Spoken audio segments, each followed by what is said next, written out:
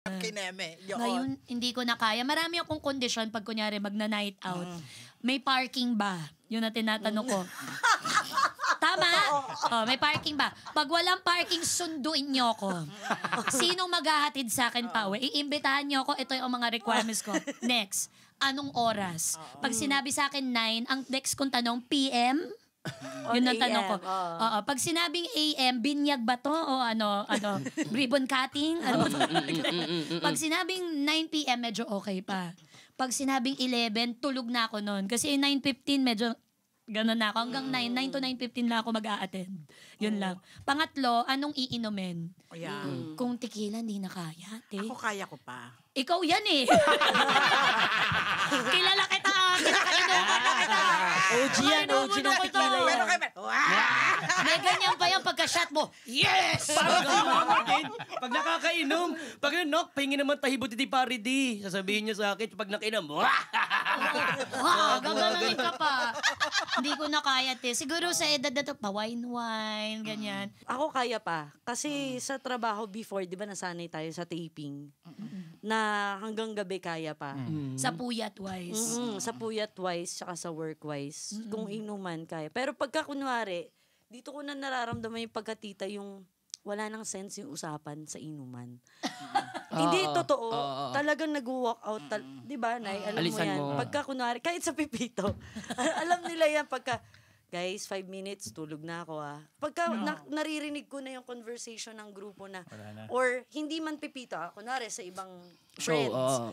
Pagka paulit-ulit na, or pag naging narcissist na yung kausap mo, yung parang, ako yung ako, grabe nung ikaw na, sige, ikaw na makipag-usap sa sarili mo, matutulog na ako Ganun ko na nararamdaman yung pagkatita na parang, wala nang point. Noon kasi papatulan mo yan Yes. Ay, girl, really?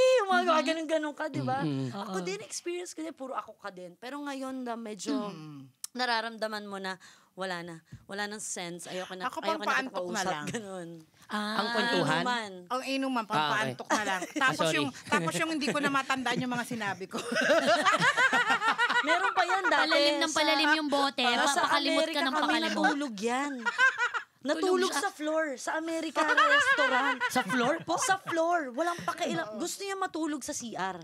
Kasi nag-New York kami. Di ba? Nag-California tayo. Tapos nag-New York kami. So wala akong natatandaan at all. Ang nakakahiya dun, may dalawang, NYPD.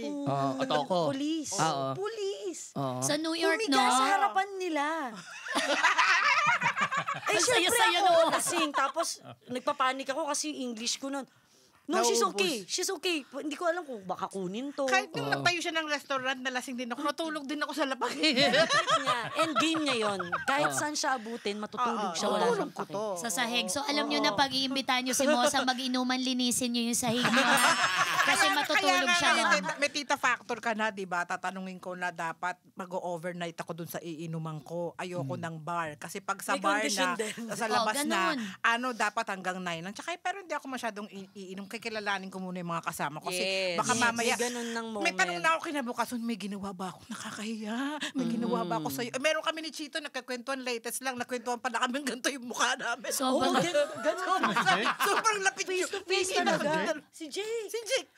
Tapos kinabukasan sabi sa kate mo, gusto ko lahat ng mga sinabi mo, pinoproseso ko. Ha? Ano ba sinabi ko?